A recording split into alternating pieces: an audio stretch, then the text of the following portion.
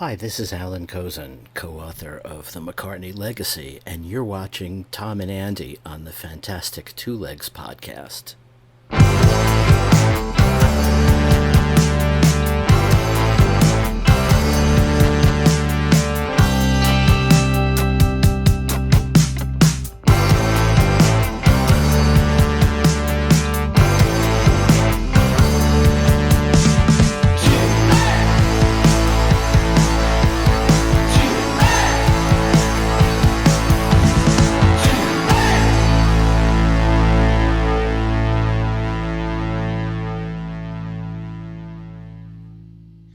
Everybody, welcome back to Two Legs, episode 260. We're moving right along here. I'm one of your two co-hosts, Tom Hunyadi. You may know me from my other show, Talk More Talk, a solo Beatles video cast. Hopefully you guys watch it. We have a lot of fun over there, but we have a lot of fun over here too. And I'm joined by my partner in crime, my backwards traveler. He is Andy Nichols. Andy, my friend, another day, another show. What's going on, brother? Good afternoon, and happy to be here and to do a great episode today with a legendary fan on the run. Yes, absolutely, absolutely. On today's show, we're going to be talking. We're going to have a very interesting conversation about an interesting album, right? And we're going to be talking about Driving Rain. We're going to be talking about its rap sheet. It's got a bad reputation. We're going to be talking about reasons why it has this bad rap or whatever. And to join us to do this episode, I'm really excited about this. We've been looking to have him on for a while now, and we finally got him. We tracked him down. We got him handcuffed to the couch there. He can't escape. He's here. He is Dino V. Dino, my friend, what is going on? Welcome to the show. Thank you very much, guys. Just want to say I love all the shows that you do, and I watch many, many of them. You have great guests. It's always varied. And I love that sometimes I so disagree with you guys, but sometimes I agree with you. And that's what's great about, because obviously we're talking about Paul McCartney, it's so varied. All of us have got our own favourite single album, and we're all right, but we're all wrong on all of it, depending on someone else's thing. So hi from the UK. And I want to say that, the discussion we're going to have in this show, I think you jinxed the weather in the UK, because I don't know if you're aware, we have had the worst rain I've ever seen in my life. Locally where I live is one of the worst places that's had it. There's one road where all you could see on this road inside the water was a car, the boot of it, its registration plate. It was that deep. We've had a lot of rain. So I do blame you guys, but there we go. Well, blame us for giving you that driving rain there in the UK. It was horrendous. And I know other countries have got it worse, but when it's local, you think, I don't even want to go on the roads. There was days of driving rain. It was unbelievable. Wow. Somebody up there must know that we're about to just, dish on this album a little bit. Right, so maybe that was a sign. I think so. Well, before we get to that, we're going to talk to Dino about his fandom and his YouTube channel. But before we do that, we're going to talk about this little rumor that's been going around, Andy. Right? So talk to us about that. The rumor mill this past week has been swirling, especially in the last 48 hours. I would say, you check out the Hoffman forums. Apparently, those myriad of McCartney fan pages on Facebook, of which there are so many, of which we're all a part of. But on those pages and on the Hoppin' Forum, there's rumor that a new McCartney album called The Seven Line is dropping on October 14th. Probably utter nonsense. I mean, I don't think, that's what, 2.5 weeks time from now? Probably not true. And The Seven Line has no connection to Paul with me. It's a New York Mets thing. The Seven Line is the train you take to get to the Mets game. So where this came about, but it's out there and people are talking about it. I'm sure, Dino, you've seen it. Tom, you've seen it too. Oh, yeah. Dino, what do you think? When I first saw it, I thought, great. But, you get your alarm bells off thinking, that's such short notice. And do you know what my other thought was? That's a terrible title if that's the album. I was thinking, no. But then you get on a tangent. If you're a McCartney maniac, you think 7. And I'm sure everyone thought 7 levels. I'm sure everyone thought of that. Like Mal Evans gave Paul the note back in the 60s. Yes. And I was thinking, maybe there's something there. However, I jumped on it and I thought this is exciting. I looked around for information, couldn't find anything.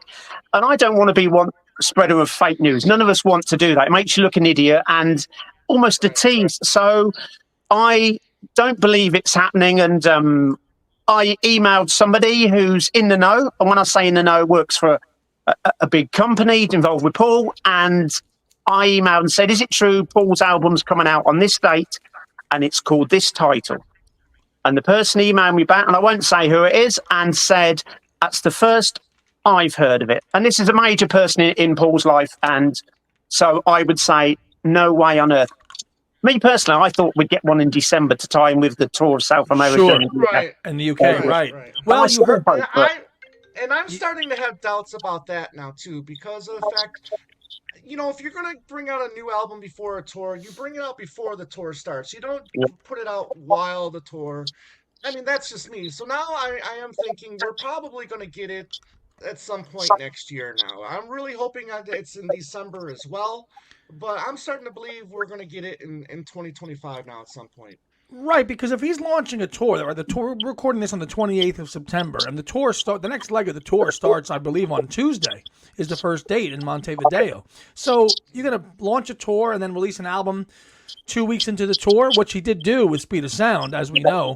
Yes, that's true. But can't see that happening here. It just doesn't add up. In 2024, like you say, Speed of Sound was different days, wasn't it? And Wings were really taking off around the world, excuse kind of the pun. But now in 2024, does an artist, like you say, go on tour, then release the album? Because I know the tour's going to promote the album, but how can you have the time to individually promote the album besides the concerts by doing TV shows, recording promos? I can't see how anyone would have the energy, whether you're young or older, to do that and the quality of time with it. Yeah, while you're rehearsing for a tour. I mean, actually, I'm sure this is the time where he's actually rehearsing him and the band. So, yeah, where is that time going to come to also promote a record, like you say, and go on all the social media platforms, all the news sites, all the newspapers or whatever. So, yeah, I'm starting to believe it's not going to happen this year, unfortunately. Yeah, and it's just, well, the internet just spreads like wildfire. And as I say, I did jump on it. And here's another thing I want to say about that. Now, somebody said, like they do on the internet, on it as we see over here, that Lulu said she'd done a duet with Paul McCartney. Now, I just want to say that my angle on this, Lulu was on British radio the other week, and because she's doing some more concerts, and she was talking about her life and career. She's promoting it and said, yeah, I've done a duet with Elton and Paul McCartney. Now, I'm sure you guys. She's talking about. Is she talking about Inside Thing from 2020? Exactly what I think, and I think another fan thinks. Lulu says she's done a duet with Paul. That's what I think. I've seen nothing anywhere to say Lulu has recorded a new track with Paul. No. But it must be Inside Thing, which I absolutely love anyway. But there we go. But that's a good little funky track. Remember when it came out? Brilliant. Good little take on Let 'Em In with that on there. But people just hear one thing, and we're so starved for anything McCartney material, any glimpse or morsel of information, we run to it like rabbits and go, oh, this is happening. No, this is happening. No, that's not happening. We're nuts for that stuff. So let's just wait, let the tour happen, and see what's what in 2025. Yeah, absolutely. All right, Dino, you've been a fan obviously a long time. You've been featured in the McCartney magazine right there that Andy's holding up. But talk a little bit about your fandom. When did you become a fan? And I mean we've seen you with pictures with Linda, right? And Paul too as well. Or was it just talk about your fandom in general? We've seen you in front of MPL a couple times. Go ahead. Okay. As a child, when I was at school, the only band I cared about was ABBA. ABBA. That's all I cared about. I bought all their singles. I was probably in love with Agneta. I was very young. ABBA, I loved them, my mum and my nan. It crossed all generations. They were pure pop. As I got older and punk and new wave come in UK, which was gigantic, I found it a bit nasty and violent, and I liked ABBA. But the school I went to, you've heard of Princess Diana. Now, I didn't go to school with her, but our school was the Spencer School after that family. But it wasn't posh and aristocratic. It was a bit rough and tumble. And my head would have been flushed down the toilet if I said I liked ABBA. Right, and that's probably the truth. Anyway, and I remember I'd hear songs. I remember hearing silly love songs as a kid when I was about 10, before going to school. It was the summer of '76, and I thought, I like that. As I got to discover more and more, I remember singing Obla Di Obla Da, which I don't like, at school. I remember Yellow Submarine at school. I remember my mum having an album, and it had Hey Jude on it, and Those Were the Days. I think it was a compilation, like we had Top of the Pops compilations over here. And then when it got to just before 1980, Wonderful Christmas Time came out, and I love that. Anyway, cut to the chase. Oh, Sea Moon. I remember as a kid and loved that. When Coming Up came up, it changed my life. I went on the holiday to Italy. Coming Up was everywhere. I'd never heard anything.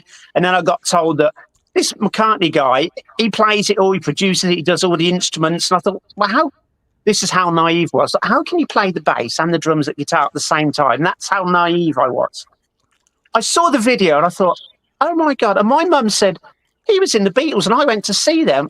And this is the truth. I said, who were the Beatles? I didn't know who the Beatles were. You didn't hear about them. They weren't popular or anything. That was old hat. Punk and new wave was the thing. Sure. And she played me All My Loving EP, and then she said, oh, I've got this song. I said, I remember that. And it just took off from there in 1980. I became a fan. And obviously we know what happened at the end of December 1980. And ever since then, just been a fan, followed him around. But obviously in 80, with what happened with John, Paul didn't do anything for years as in live. He didn't do TV stuff, if it was recorded in private.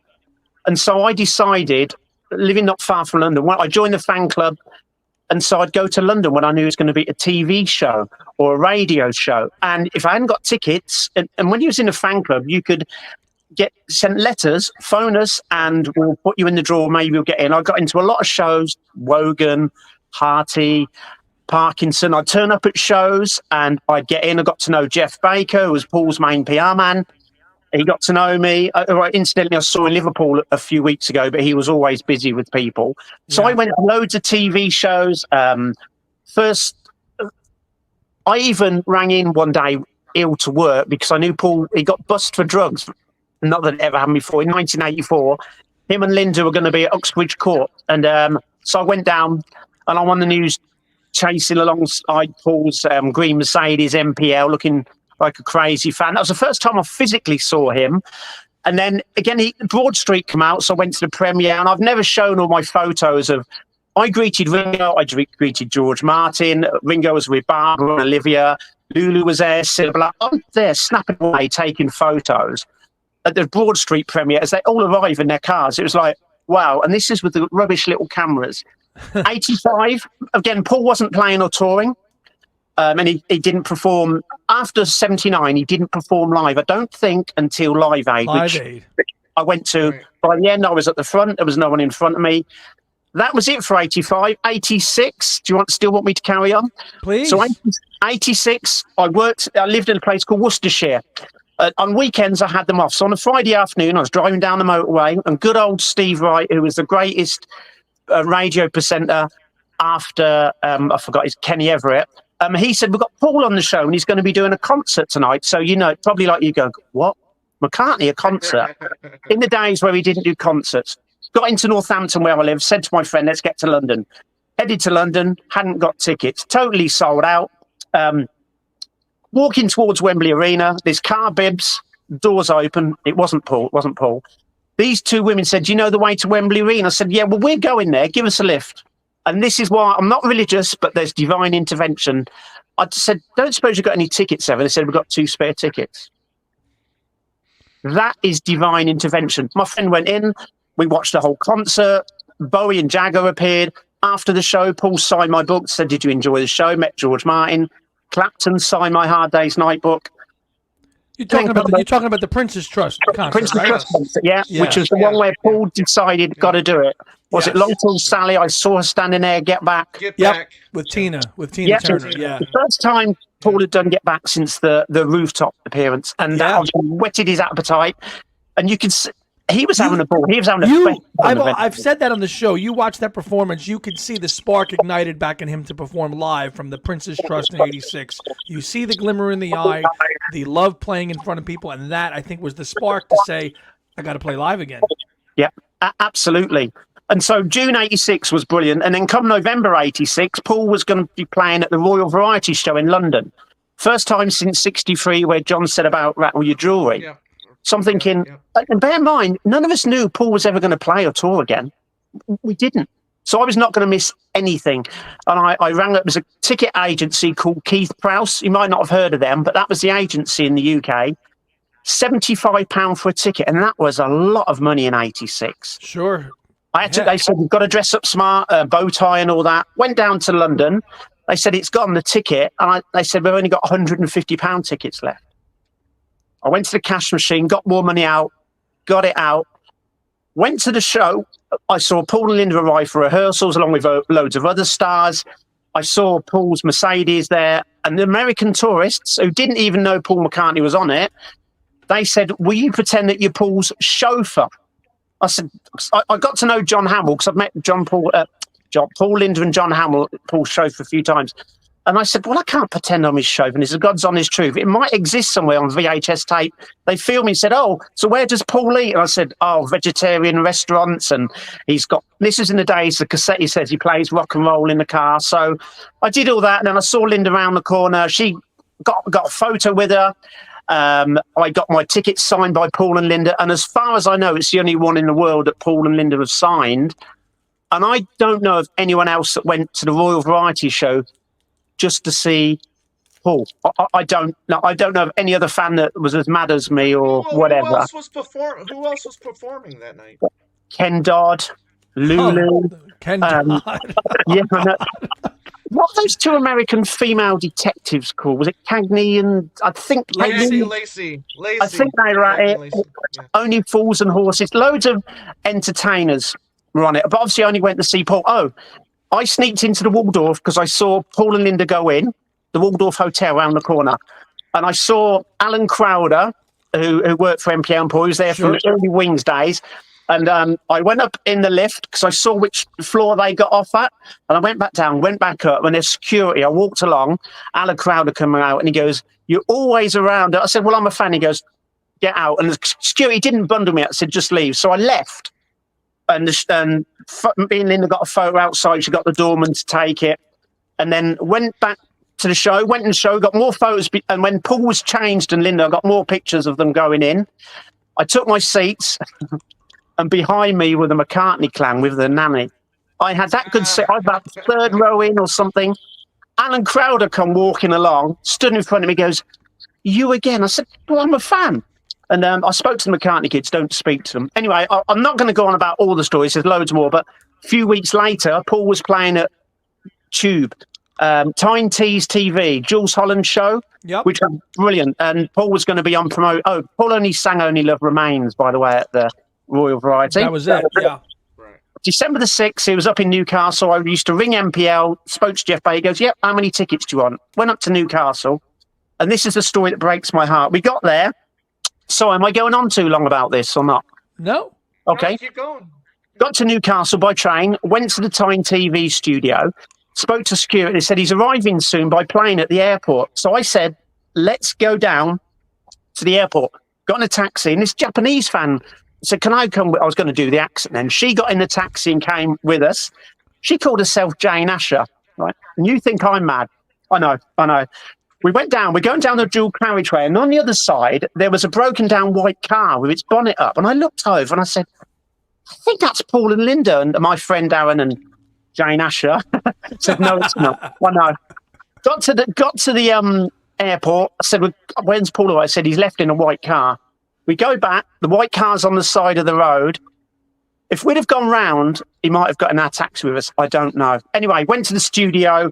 Linda saw me, come over and said, how was the photo? You got the photo done, etc. I said, she remembered me from a few weeks before. I said, no. She goes, get it done. Send me a copy. I did, and she sent it back signed, and that's one of my prized possessions I've got. And I did. Yeah. And your most recent YouTube video where you did a tribute to Linda, I think is that the picture you showed? Yes, I haven't got it in front of me now, but yeah, that was at the Waldorf Hotel, November the 24th, 1986. But she used to say hi to me. As I said, I went to Wogan, Parkinson.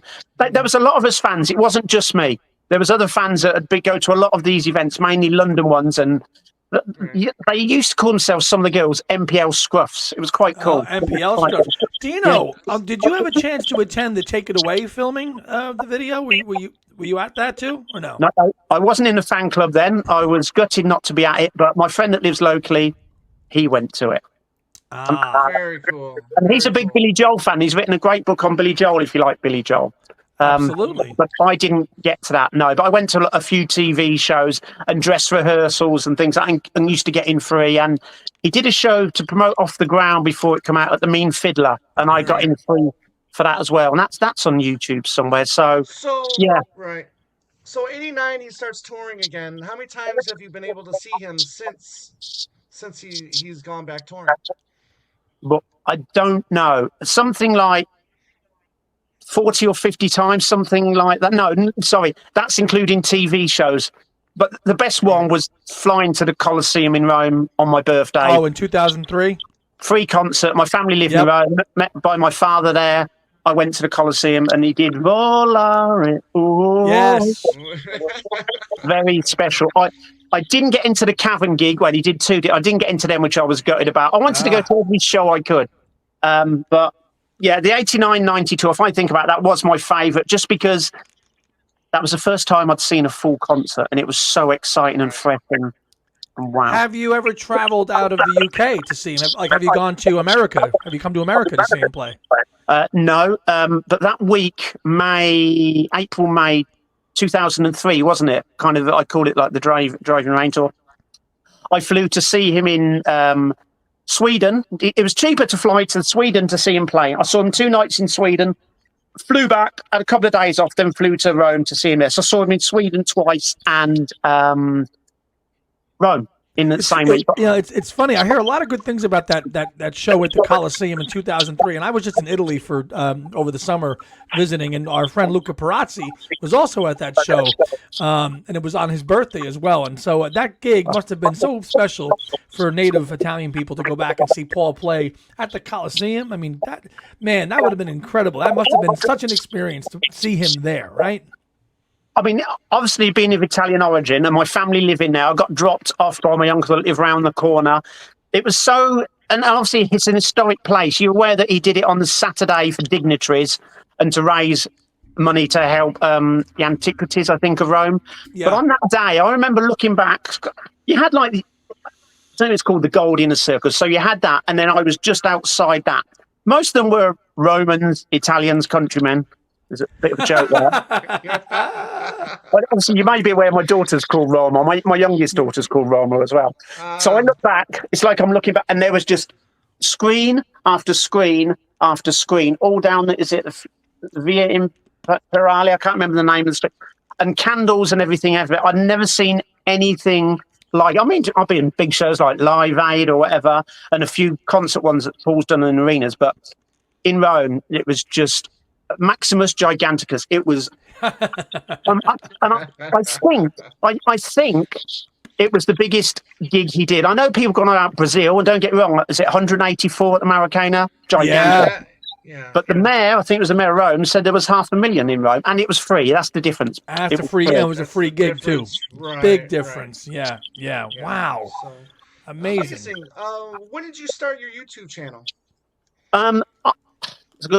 I started that, I think, in the UK, I used to do a lot of radio shows. I worked for the BBC for a while, so I've always done stuff like that. But I'm not shy, but it's time, and I'm not great at sitting down and doing notes. And it used to drive me mad. So, but saying that, during lockdown, Facebook, I did a lot of pop quizzes. It started off with Beatles and McCartney, then I'd do a night where it'd be 70s pop or 80s, nothing to do with McCartney or the Beatles. And through that, people said, you should do a YouTube thing. I think it started when Paul issued the brilliant singles box set. That's what started me doing it. And it was because I wanted to be nosy and know where they all were. And I just thought it's such a beautiful set. And it reintroduced me to a lot of B-sides and everything. That's when. Right. What year was that? 21? 20, no, just about 2022, November of 2022, just a little bit closing in on 2 years now of that 7-inch singles box set. Which you started a Facebook page, right? Seeing where everybody's box sets were, and Yeah. I think I had joined.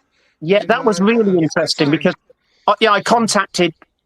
I thought, who's got the low numbers? Obviously, Paul and his family, and probably George Martin's family to start with. That's what I thought, and producers. And I thought, all the Wings members. So I contacted Denny and his wife. Her name's not Linda, Elizabeth, isn't it? yes, She contacted me about, but he also contacted Hamish Stewart, Robbie, Lawrence. Lawrence joined. Loads of, and they told me the numbers. Some might have told me them and said, but don't tell everyone what the numbers are. So that was really brilliant. That's not why I started it. It was just a bonus.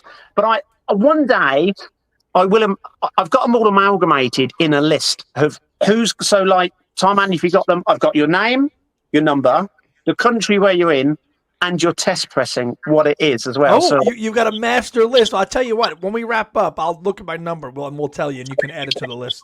yeah, I shall do that. And I don't know if you know, I'm not going to say his name, but this friend of mine on Facebook and in the group as well. Recently, these scammers on Facebook, someone's been trying to Yes. Yes. And I looked at the number, and I looked in my books. I'm sad a bit. I looked at that number, that name. I thought, well, hang on, I know this guy. So I contacted and said, have you sold it? He goes, no. And he told me, and it keeps going on different Facebook groups, and it's just a scammer. So total scam artist selling it for $800 or something, right? You saw that? Yeah, I'd have bought it because I want all the test pressings, but obviously it was a scam, so I didn't do it. So yeah, I started that group. Then I had the one coming up group anyway, just for general chit chat.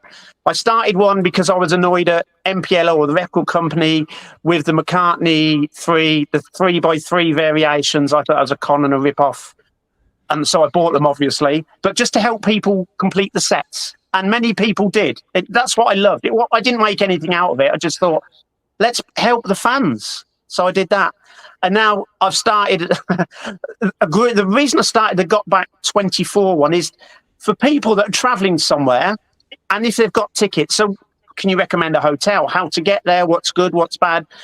Because obviously the ticket, it was a fiasco with the tickets. And I felt sorry for people. And I'll be going to some abroad as well. So I wanted information and help. And it's very hard to do that group because so many want to join. And I spend so much time thinking, is that person fake? Are they a scammer? Is it a bot? Is it a scammer? Well, I thank you for starting that page, because when the tickets went on sale, it was nice to have all that info to know this site's no good. Go on at this time. It was very helpful. When I got the tickets for the 2 Manchester gigs I'm going to, so it was very helpful. So thank you for starting that page. Listen, we've all got something in common. I mean, I've said this before. Beatles, McCartney, it's an addiction. It is it's an expensive addiction. But I say this to people. People always say, "Oh, you brainwashed your daughters." My eldest daughter's 30, and my youngest is 9. I say, I love the word brainwashed anyway, obviously. But I said, they're brainwashed with love and the best music ever. They're not brainwashed with attacking nasty music or whatever it is. Or they'll take out of it what they can. But it's an expensive addiction, as you guys know. But the fun and enjoyment and frustration sometimes, and the delight it has. And I've said this before.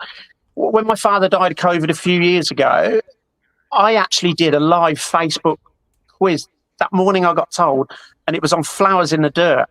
Wow. And I know. Wow. So and I was doing it track by track, and then I'd talk about the album cover. So I'm putting on My Brave Face, and I'm thinking, this is every song took a whole new meaning. Put it there, son. It was like, that day is done. Huh. I was crying sometimes. Yep, I'm sure it took on a whole new meaning that day for you. Damn. Yeah, and I'm sure all of us have lost people. We're not the only ones in the world, but songs take on a whole new meaning. Some of those songs have just changed forever, and people don't realize it's not like maybe it is like a religion, but healthy, where we all we don't all love each other, because I know we disagree on many things, but it's a healthy, great thing. And I've said this before. Can you imagine if we didn't have this in our lives? Okay, we might be millionaires, but what a gap! What a gap! Yeah, thank God we have it. Thank God we have it. Well, I mean, I don't know the stories of you guys, how you got into it. I really don't know.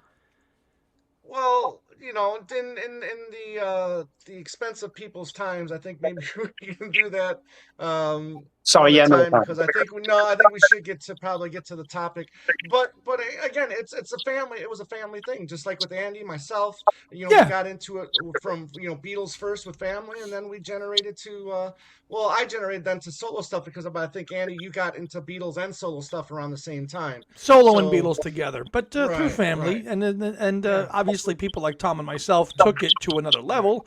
But right. our my dad was is a first generation fan, so he laid the groundwork, and we just took the ball and ran with it, and it's been a lifelong passion, to quote the man. Right. That is right. Yeah, and yeah, like you said, Andy, it just took off from there. I mean, I do remember seeing before I became a fan, I do remember seeing all the early McCartney videos. So that was my first introduction, Take It Away, So Bad, Ebony and Ivory, Say. I mean, I remember seeing those videos very clearly for this first time, and just loving them. I mean, Say was everywhere.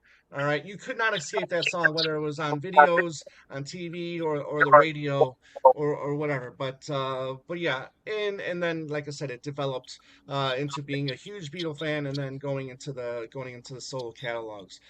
But that being said, let's get into the main topic. And like I said at the beginning of the show, we're talking about Driving Rain, and the bad rap that it gets. Now, don't get me wrong. I know there's people out there that love the album, and we're gonna try to put our feelings aside for this album, but we're gonna just talk about things that we see.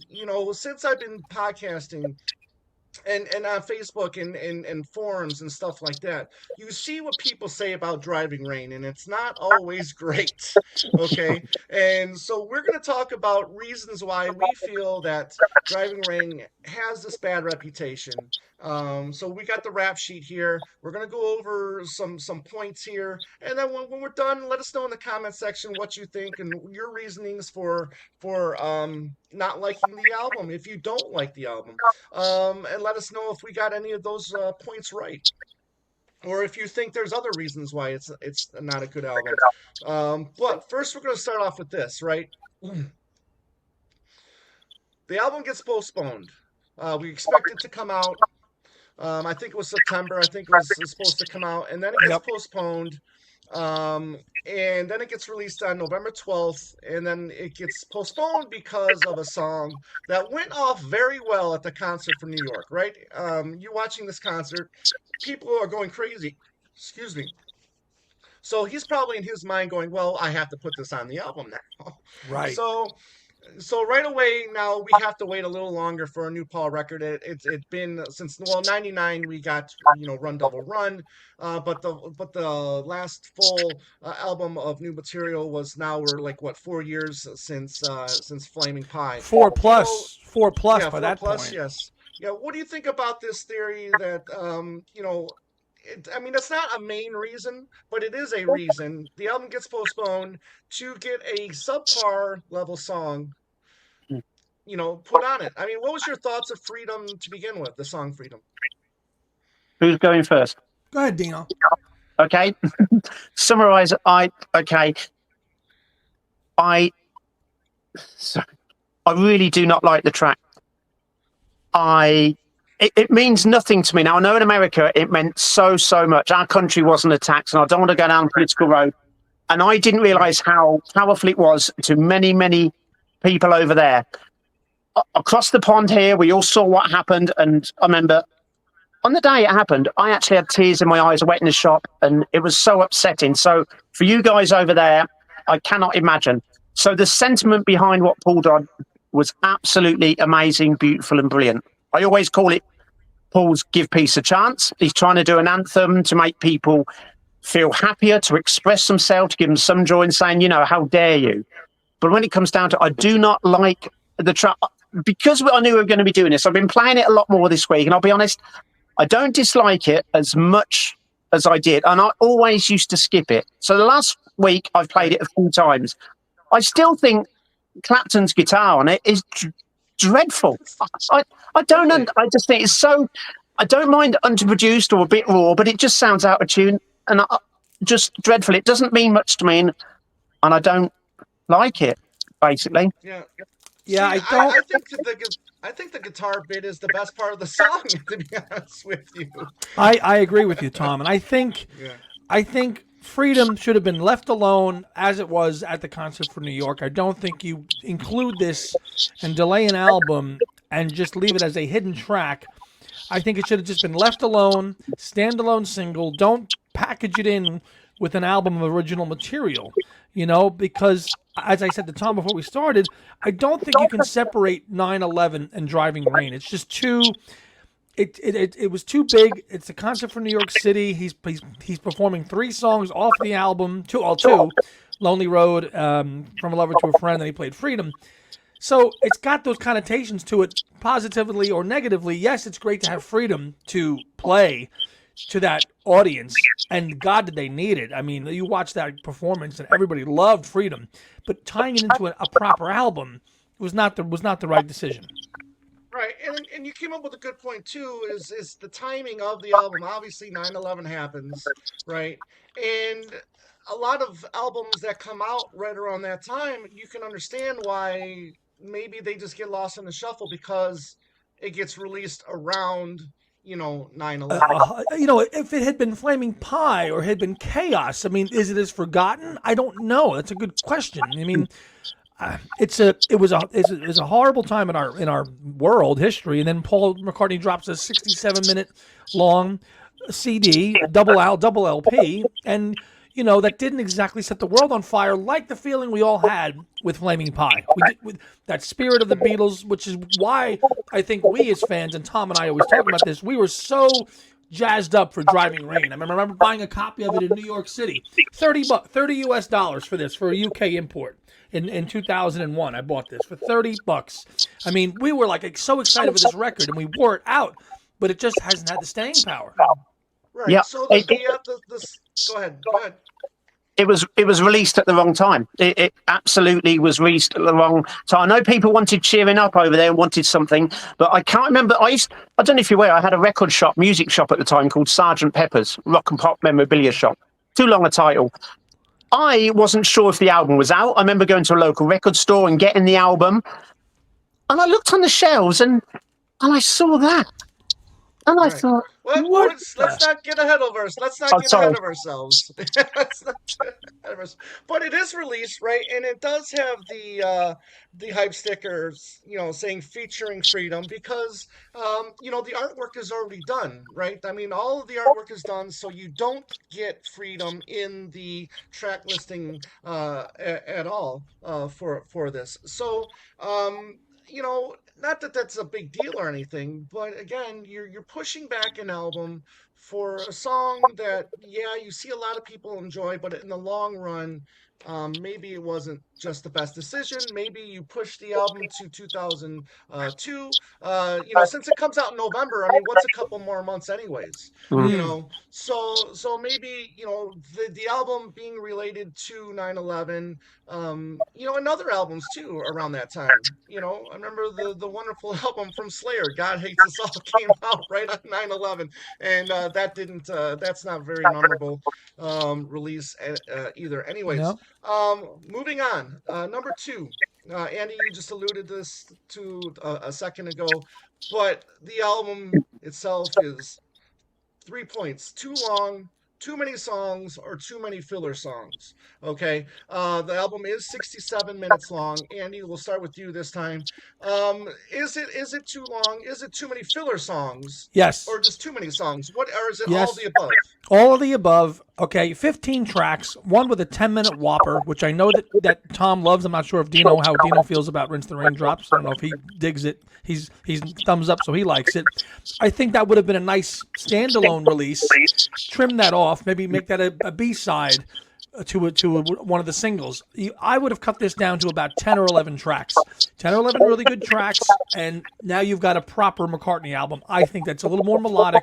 Just real quickly, I would have whittled it down to Lonely Road, I Do, Your Way, Tiny Bubble, Magic, Heather, Back in the Sunshine Again, Your Loving Flame, and Jaipur. Like, I would have just whittled it down to about that. Maybe adding maybe one other song. Maybe, but that, to me, that would have been an album that would have been a little bit easier to digest for me.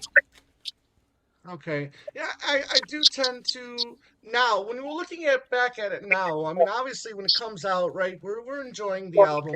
It didn't matter how long, how many songs. I mean, I mean, we welcome that kind of thing, in my opinion, anyways. But I do tend to agree now, looking back at it, that maybe yeah, you can find probably three, four songs, maybe even five songs that you can just take get rid of, save it for another album or a rainy day or B-sides or whatever, and trim the fat a little bit, and then make it maybe make it a 50-minute album, not necessarily a 67-minute album. But what say you, Dino?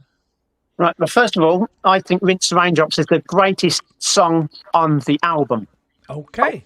but it is too long. It should be trimmed down, say, to 5 minutes, half the time. What it reminds me of is it Secret Friend that didn't get on McCartney 2, that was on the 12-inch of Temporary? Right.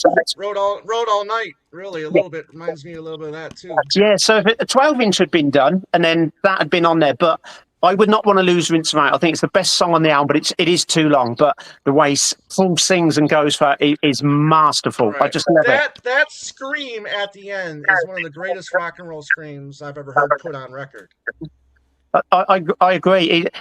This is a man singing in pain and anguish and letting it out. And I imagine him crying a lot, and he's in the rain, and he has to let it go out. I know we're not talking about the tracks, but anyway, I'd cut that down to 5 minutes. I'd lose Freedom, absolutely, and I'd lose Riding into Jaipur, which in total then that loses about 12 minutes. And how many minutes can you get on a single album? And because I looked at Flaming Pie, and that's about 53, and Off the Ground's about 50. Right. Yeah. Yeah, which is the average.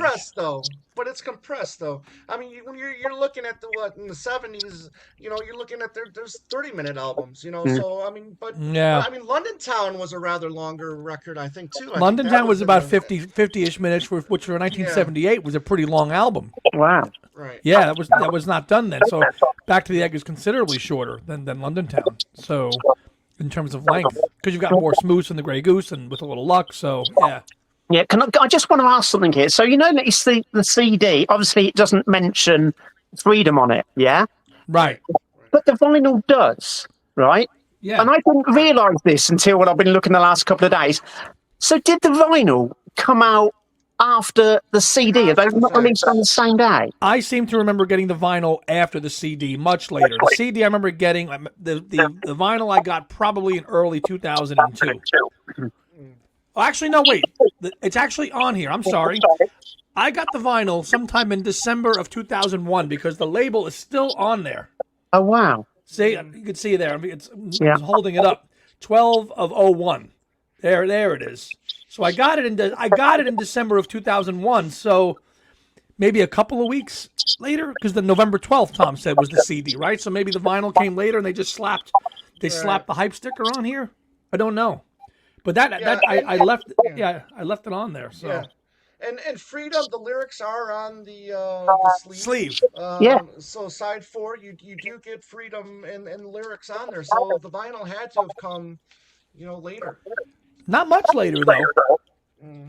Not too much later. I mean, probably was done quickly. And again, back in those days, the vinyl was not pressed, and I mean, scarce. Late '90s, early 2000s vinyl. There was not that many manufactured at all. Yep. Right. So they probably I don't know how many were pressed, do you? Maybe 10,000, maybe 5. I don't know how many copies were pressed. I mean, and these are long out of print. So long out of print. Have you had your copy since release day too?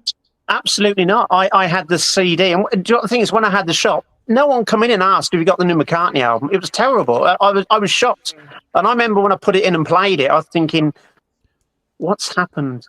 This isn't what I wanted or expected. And like you said, after Flaming Pie, you're all thinking, yeah. And do you know what? I've got a theory on this. Tug of War come out, and so everyone was thinking the next one's going to be yeah. And whichever way you look at it, it was not a disaster, but not as high up. Of course. And Driving Rain, it's like when he does an album which everybody seems to love and adores, the one after, as a general rule and bit black and white and basic, it just bombs compared to the one before. Do you understand what I'm saying? I totally get you. And let's not forget, too, and Tom, you don't have this in your bullet points here, but it's got to be discussed, okay? This is his first effort after Linda. And he is going through the motions here. He's sad. He's in the beginnings. I mean, we'll get to her later, but he's in the beginnings of a new relationship. So this is after Linda, too. So this is a really, I've always kind of said, I look at McCartney's career in two phases, with Linda and after Linda. And this is the beginning of the after Linda phase. Like, it's just, and this is, it was a different time for him. And he was looking at things differently. And he was obviously writing a little more, some of the songwriting is a little more somber, reflectful. And it's not as Beatlesque as, say, Flaming Pie is, to Dino's point. But again, though, too, but then you compare it to an album like Chaos and Creation, which is more highly regarded, that does have more kind of reflective and somberness in the album, and that's considered, more favorably than what Driving Rain is. So yeah, you can put the Linda effect, on this album as well, but there's still a lot of upbeat material on here as well. Driving Rain is a lot of fun. Tiny Bubble. I mean, Your Magic. I mean, there's still a lot to celebrate, I think, on this album, and it's not just a Debbie Downer album. I don't. No. There's plenty of upbeat tracks. Dino, go ahead. I think it must have been the hardest album for Paul to make in his life. I know McCartney would have been hard to break up with the band, but he had Linda's support. Right. When he made this, to me, it's like a bridge album. He's lost the love of his life, the most important person in his life, his rock, his lover, probably the person says no, Paul, yes, Paul, and everything to him. And then he's met somebody else. And to sing about both on the same album and to not offend. We'll get to that too. Yeah, we'll get to that too. Okay. How do you manage grief and the early throes of love with somebody else at the same time? At the same time, tough to do. Yeah. Right. Released at a horrible time for the world. You add it all up. That's kind of why it's gotten forgotten a little bit in a nutshell. But Tom, if you want to continue down your bullet point list. Yeah, let's switch to number 3. And number 3 is, you alluded to it a minute ago, Dino. The album cover. I mean, let's face it. Yeah, it's cool that you could take pictures with your watch at that time. I mean, obviously, we can. It's so easy to take pictures nowadays. But that is a terrible record, along with a terrible hairdo, maybe. I mean, do you remember watching his appearance on Larry King, when he was talking about it?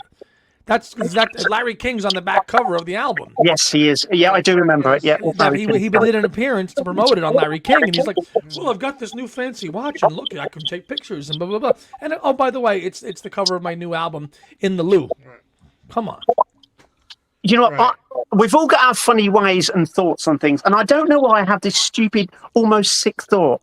It's almost like, okay, in England or the United Kingdom, there's a phrase we have saying, taking the pee, right?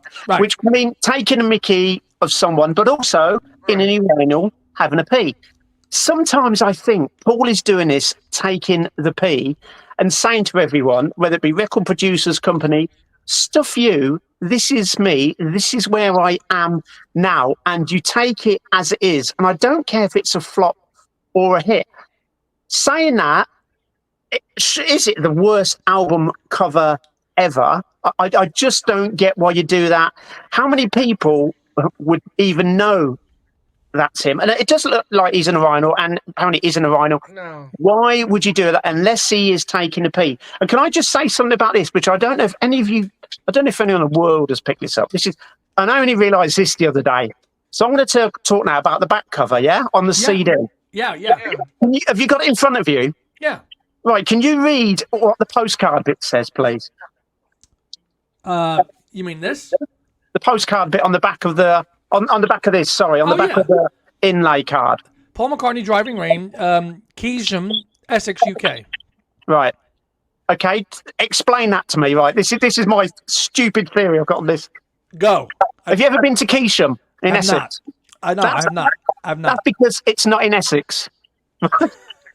I didn't realise till what you said about this show the other day. I thought, where is Keesham? It's near Bristol. It's near Bristol, right? It's not in Essex. Here's another thing. Do you know what else Keesham is? Where?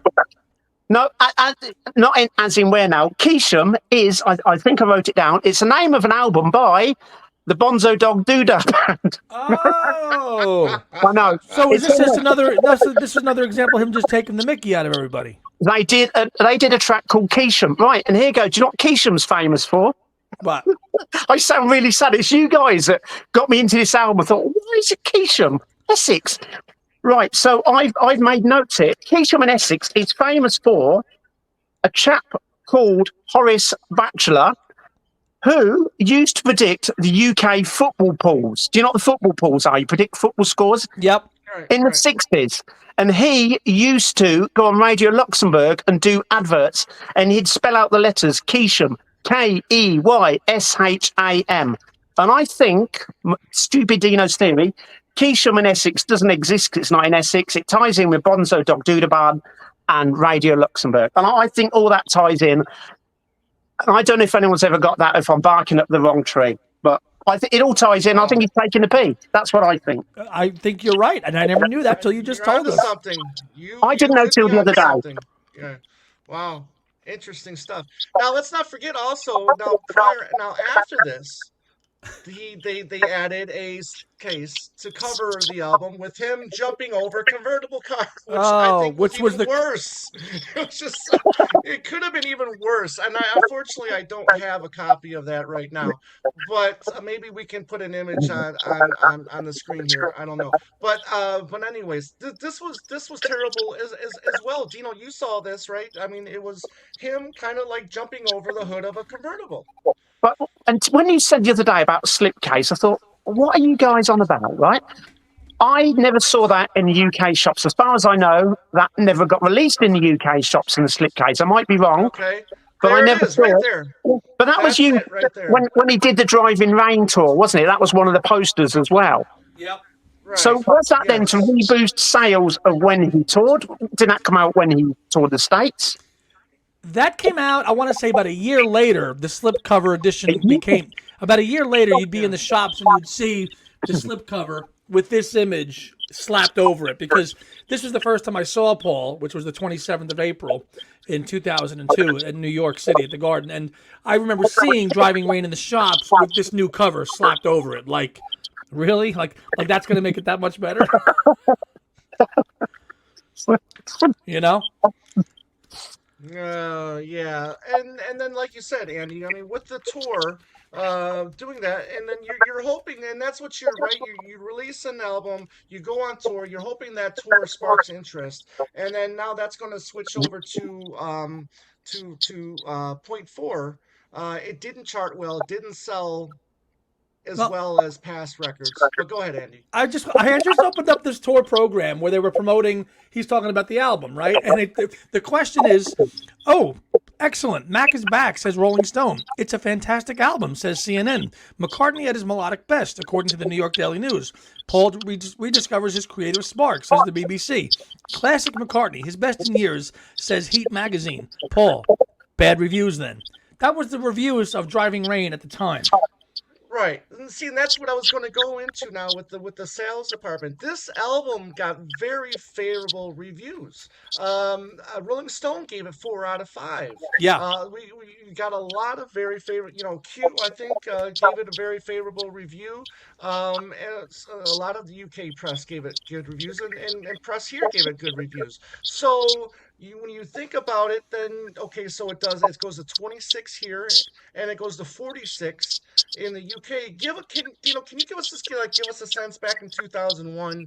How is McCartney regarded highly at this point in time? I think nowadays he's regarded very highly, in both here and over there. But back in 2001, I mean, you had was what Oasis was king at that point in time. Yeah. Well, when I had the shop, it was fantastic because I knew what kids want and elder people, all ages. So it was really good. I got a really good bird's eye view of what was going on.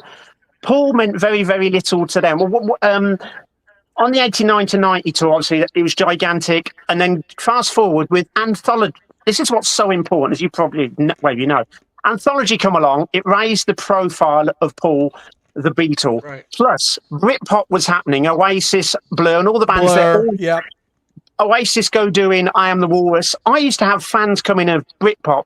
Oh, did the Beatles do this song and that album? And so Beatles stuff was going through the roof, and Paul stuff was selling. But come 2001, where it had died off a bit, that album meant nothing to anyone. Or I'm just surprised at the reviews. I'm just shocked at the reviews of that. I actually don't get it. And sometimes getting the cynic in me says, was there a deal done? Give us a good review and you'll get an interview, an exclusive. I'm a cynic on that a lot of the time. And I am, and a lot of people don't like that about me, but I speak my mind on all that stuff. But no, Paul didn't mean much. The album bombed. There was not, I don't remember any publicity. As a fan, you're looking out for anything, or radio, TV. Right. Nothing. There was nothing. The world, like you said, a few people said the world changed on September the 11th. And, I'm not comparing it with Kennedy getting shot, but maybe I am. It changed then. And it changed in 2000. There was a gloom for a few months, and people weren't interested in buying music. They were in shock, I think. Right. The album did nothing. People weren't interested. Many people didn't know it was out. Wow. No. It's such a peculiar album in the entire canon of McCartney. One that will just have, it's going to have that connection to it. It's people, and it's got its fans. It really does. Kyle Hand, one of our fans and friends of the show, he loves Driving Rain.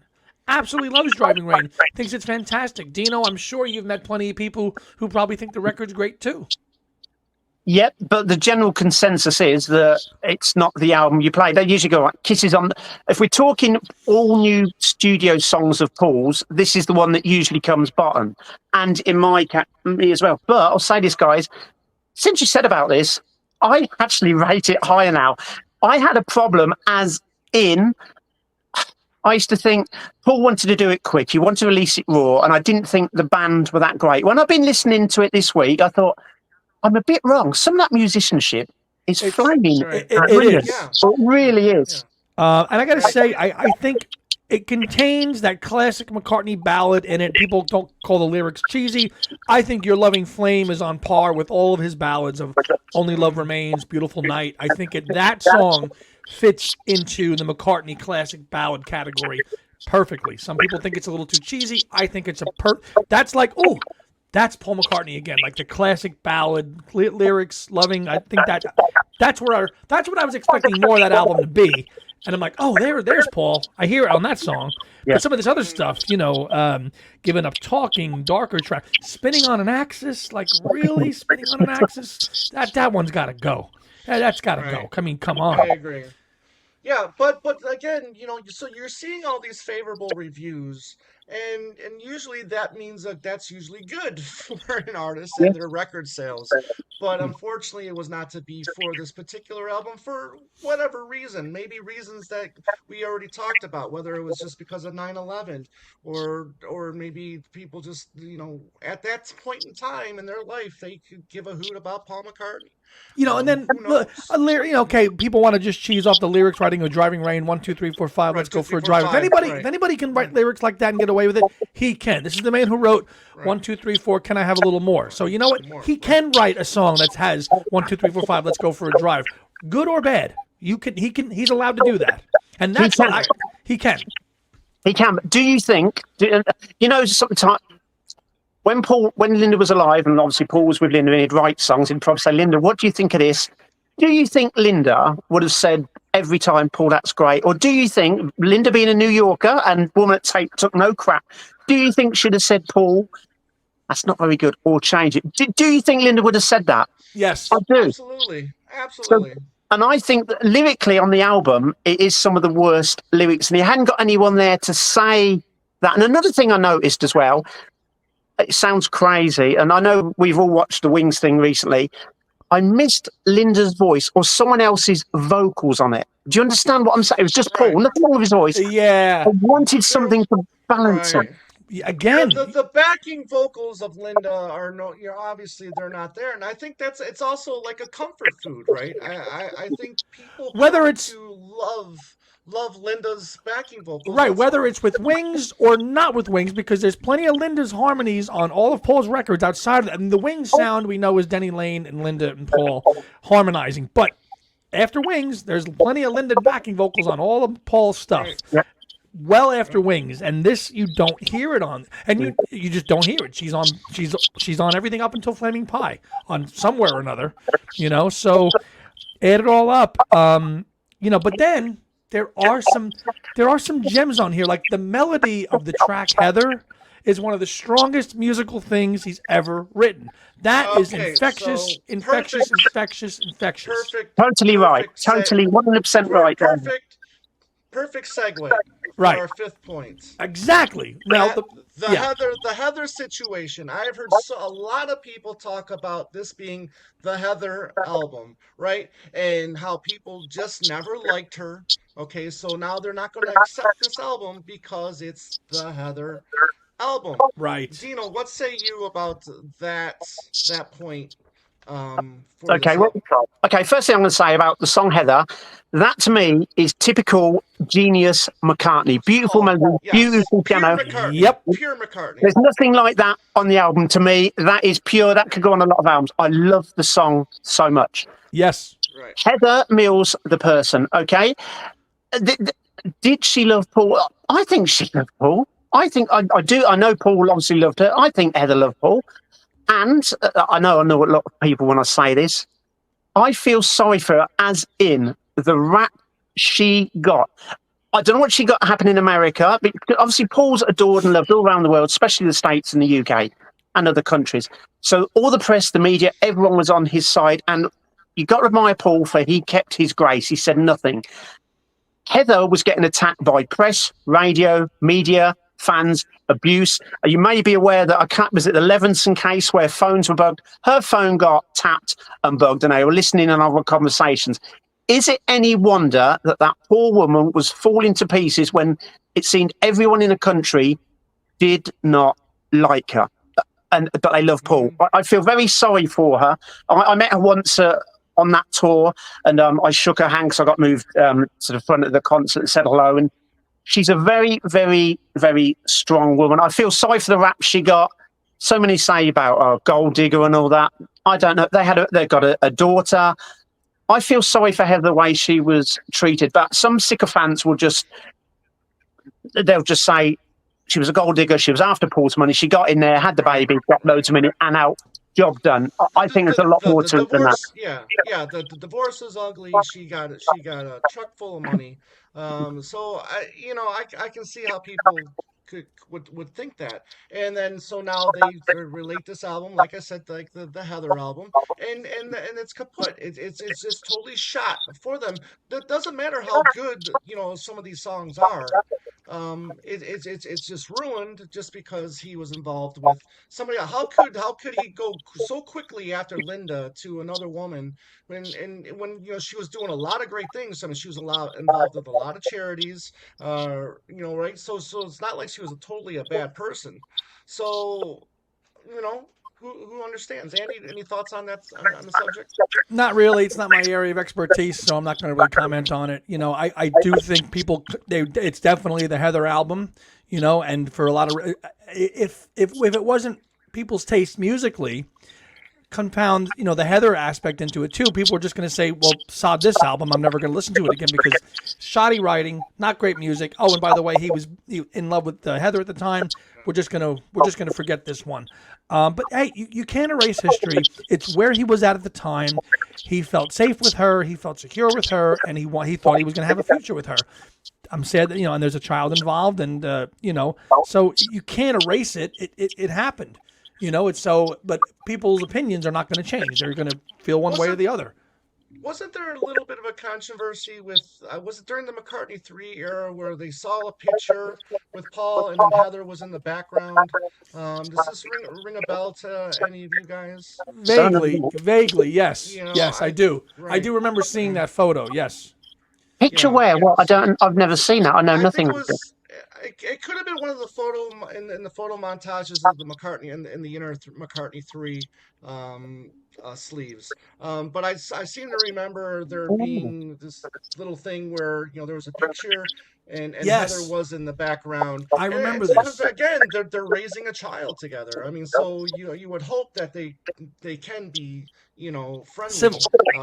Civil. Thank you. Yeah, perfect word for it. Yeah. The the fans as a whole are going to support Paul, and they're going to just, and as Dino, very respectfully pointed out, this is a strong-willed woman, and you got to feel bad for her what she went through. But that was private and between the two of them and how they handle it, and raising a child, which who knows? They're probably still in communication about things regarding their child. I mean, so this was. I mean, they got married. I think a year later, right? In 2002, I think they got married. Mm. I did write it. I've got a Heather list somewhere. Yeah, I remember it was the cover of the People magazine. It was a big star-studded wedding, and I think it was in Ireland and all that. Yeah. Right. So right. He's gonna be motivated. I mean, I do remember reading the liner notes and from that tour magazine just now. A lot of the songs were written when he was on vacation in India, probably with Heather at the time. Jaipur was written there, so a lot of this stuff was written while he was on vacation in that kind of honeymoon phase with Heather. So that's where he was at. So you can't undo it. No, I mean he was. None of us can imagine what it's like to be with someone's the soul, the other half of you, virtually all your life, and then to lose that person, you're going to feel so distraught, so upset, so lost. And it doesn't mean you'd fall in love with anyone, but obviously he was physically attracted to her. Mentally, like I said, she was such a strong woman, and he probably loved the strength that she took no crap like Linda didn't. So, and she was young and beautiful. What guy is not going to not fall in love with a woman that's got these qualities and all the good stuff she did, obviously with landmines and helping people that might be disabled or disfigurement or whatever. Sure. Very strong woman. And it's never nice in a divorce, but they couldn't have had a private divorce. And Paul couldn't stop singing songs and performing. What's he supposed to do? Right. No. And we're lucky he didn't give up. We're lucky he didn't give up when Linda died, let alone when they divorced, when Heather divorced. If anything, after that, he just went down a rabbit hole and just became, their divorce ended right around the time of Chaos, right, Tom? I mean, it was kind of the start of it. It was. I think it was 2008, was it? When it was done. By the time it was done, I mean, but it started. I think it started to go downhill during. You had Chaos, and then Memory Almost Full. By the time Memory Almost Full came out, the marriage was pretty well over. I think Chaos, they were still married, but maybe there was some trouble. But it's funny, as their marriage kind of went downhill, Paul's got Chaos, Memory Almost Full, Electric Arguments. It basically 3 years in a row. I mean, and a lot of activity. So chalk that up to the marriage going south and him finding inspiration to write these wonderful albums that we kind of run to now, and we leave this one in the dust.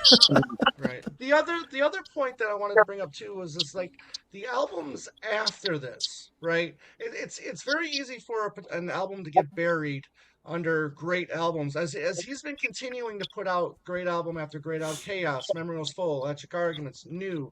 Even I know people are divided with Egypt Station, and I think there's some division with the McCartney 3 as well.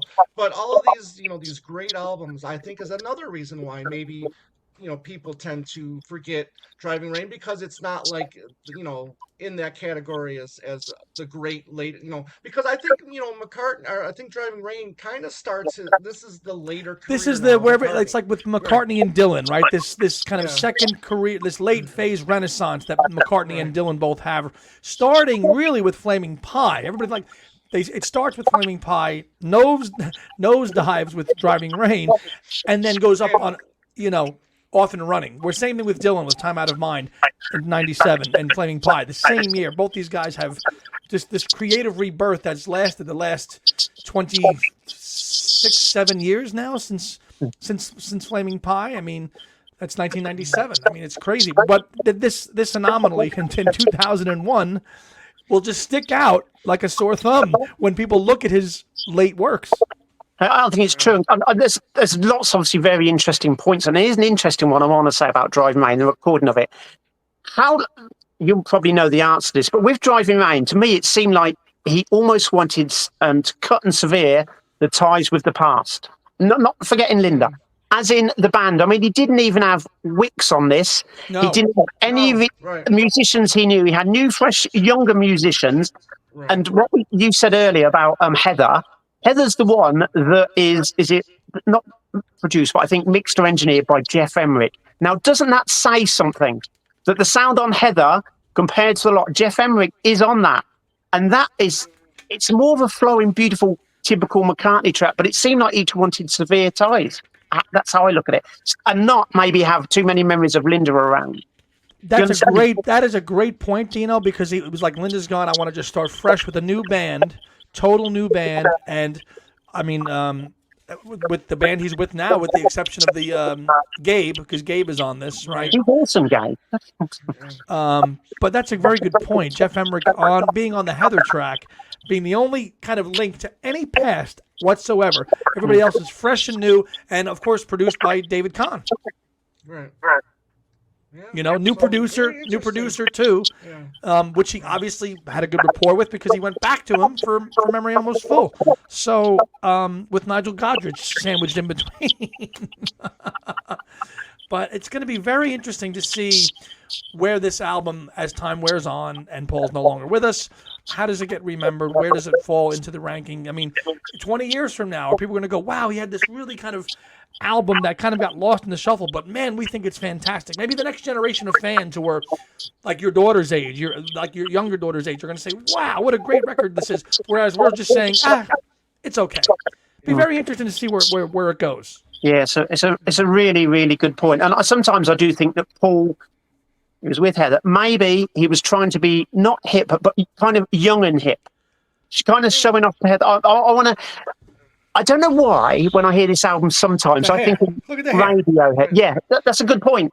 He dyed his hair. He wants to be younger, be with younger people. But also, I don't know why I think of Radiohead when I hear this album. It's nothing like Radiohead.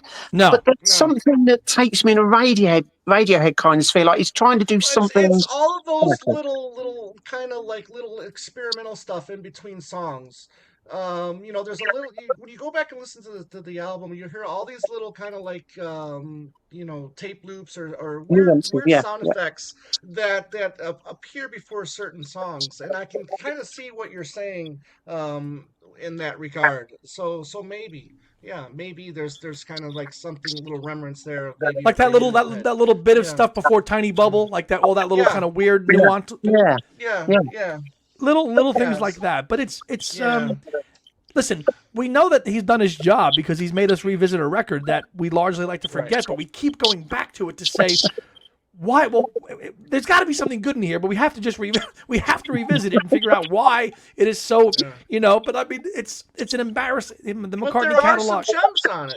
There are, and the McCartney catalog is an embarrassment. It's an embarrassment of riches that you can go back to and draw love and inspiration from, whether it's any album from McCartney 3 to McCartney, Egypt Station. I know Dino loves. When you've got so much material to go through and absorb.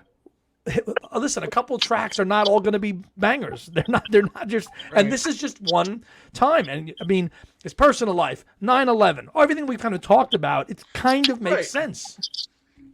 It does. I mean, you add in like the CD effect, like we've talked about this before, right? You got this new medium that holds more time on it. You can get more music on there, and maybe you want to present that. And I forgot to mention that during the second point with whether it's too long or too many songs. You got this.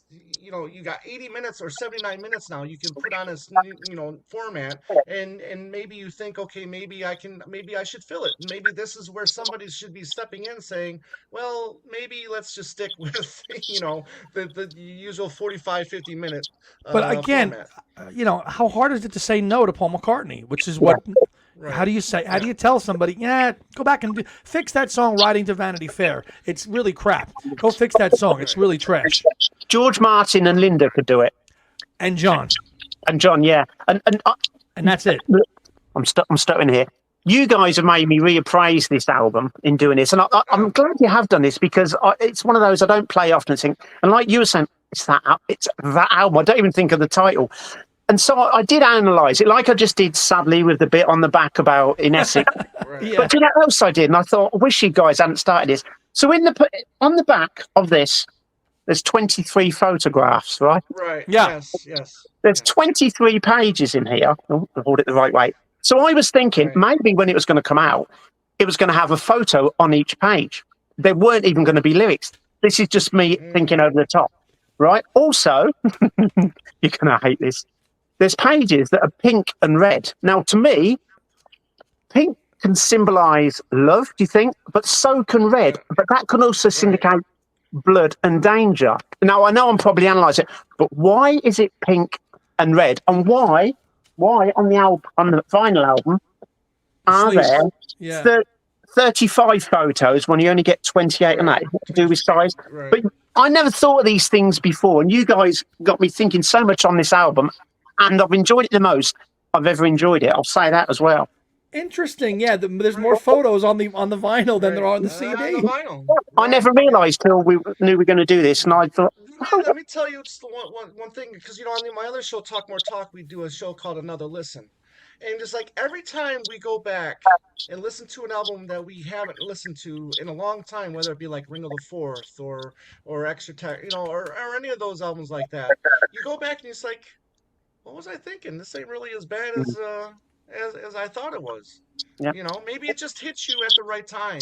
You know, maybe you just weren't mentally prepared for what the artist was offering at that point in time. Or, you know, which is a good point. But or say McCartney doesn't release 3 more albums in the next 7 or 8 years after this album. Say we had this in 2001, and then his next album didn't come out till 2008 or 9. We look at this album differently then. We would look at it much differently then. Yeah. Absolutely. I mean, 4 years later, you get another album, an album that was so much more better received by the fans. I know commercially, critically, as Tom said, Driving Rain did very well, had good reviews. But if we didn't get Chaos and we didn't get Memory Almost Full at that time, we might look at Driving Rain a little differently and say, you know what, that album actually is pretty good. But with those other albums, it's like, how do you compete? It's a brilliant point. And another thing I was thinking as well, and I don't know if you've done this, and I'll say this with Off the Ground as well, the sound of quality of music compared to listening to the CD, to the vinyl, is immense to me, especially on Off the Ground and Driving Rain. If people have got it on vinyl, you think you're hearing bits you never heard. It's so much more depth and clarity than on CD as well. Agreed. When people weren't buying vinyl either, they were buying the CD. This was the era where the CD was king, and you'd go in and the CD was king, and the vinyl was scarce, and you had to really search to find it. Yeah. Well, all very good, interesting points, gentlemen. Anybody want to add any last comments about before we got anything to plug or anything like that? So, Dino, any last thoughts on this topic? No, just that I've been playing it and I like it a lot more than I did before. It's the best I've ever liked it, and looking in the sleeve, looking at the lyrics and everything, I like it a lot more. It does deserve reappraisal, but I still do get and understand why most fans view it like it was, whether it be the cover, the timing, the tracks, the extra track. I totally get why it's seen as it is, but it is better than what we all think, I believe. Dino, spot on. I agree with that. It's not as bad. It's just easy, as Tom said, to just say, it's actually not it's a good album. It's a lot better than we think it is. It's just we don't go back to it because there's so much other things that we're drawn to. It's a good album. It's got some tracks I don't want to listen to, but I can listen to Heather anytime. I can listen to Your Loving Flame anytime. I can listen to a track like Magic or I Do. Those are great classic McCartney tracks. I mean, individually, but as a whole, from start to finish, I don't think I'll listen to it. I mean, all that often from start to finish. Maybe once in a blue moon, but individually, classic McCartney. As always, somewhere. There's always a gem to be found somewhere on anything this man ever does. Always. Absolutely. All right, so the question is for you fellows out there watching or listening. In the comment section, let us know your reasoning why you feel that this album has a bad rap, isn't really as highly regarded as albums before or after Driving Rain. So Dino, go ahead and please plug your YouTube channel, what else you got going on. And your pages. Really great having you here. We really appreciate it. Yeah. So quite simply, come and join my YouTube channel. I will be doing more videos, especially coming up with Paul's concerts coming up. I want people across the globe to let me know, especially on the Facebook group, Got Back 24, the reviews of when he's going to South America. And I'll see you British or European gigs. I've got a coming up group where it's just basically mainly Paul McCartney, but also Beatles chit chat. If you own the 7-inch singles box set, join my Paul McCartney group 3000. I can't imagine people are still buying the 3x3 multi-coloured vinyl. But if you are, join our group if you're stuck with a few of the same ones. And people keep asking me to do quizzes. I used to do quizzes, and I love doing them. They take a lot of preparation. And during COVID, when people were stuck in, it was well attended. But obviously now, when we're out and about and we've got our freedom, plug again, not so many people joining. So, and especially Tony DeMeo, I know he loves my quizzes, and I want to do them. And Broad Street anniversary is coming up, so I might do something around that time. And good. Make sure you let Mr. Broadstreet, Ed Crawford, know, because I don't know if you're not. I'm not sure if you know him, Dino, but he is a certainly. I love what he does, and I love that he loves that album. So I really do. I love him. Great dude. Great dude. Yes, very, very, very good dude. Andy, anything else for Andy's the other leg? Just the most recent review of the ELO concert that I saw at Madison Square Garden with some friends on my channel. Would have reviewed the Ringo concert, but that got canceled because Ringo canceled his show at Radio City Music Hall, which I was going to go see, and because Ringo's sick, and those dates have not been rescheduled; they're just canceled. So we're going to have to wait and see if Ringo decides to come back, and that's about it for right now for concerts for right now. It's got to see John Anderson and the Band Geeks, which was great last week as well. But all is quiet on that front, and it's just two legs.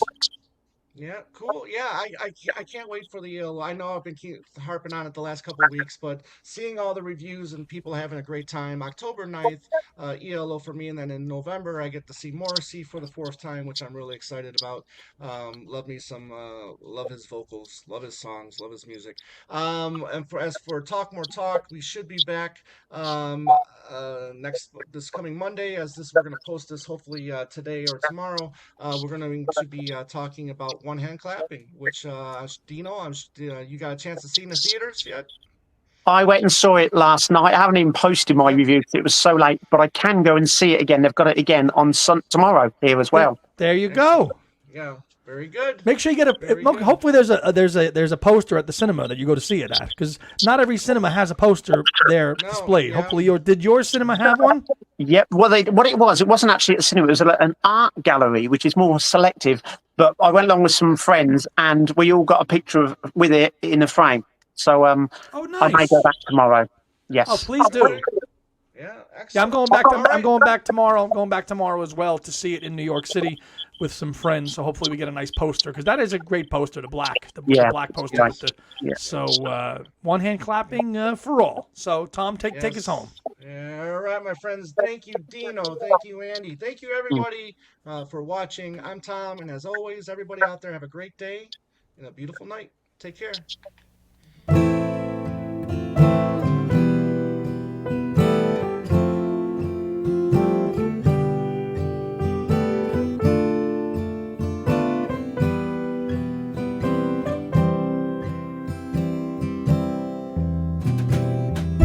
Listening to Two Legs, a Paul McCartney podcast, hosted by Tom Hunyadi and Andy Nichols, with musical contributions by Dylan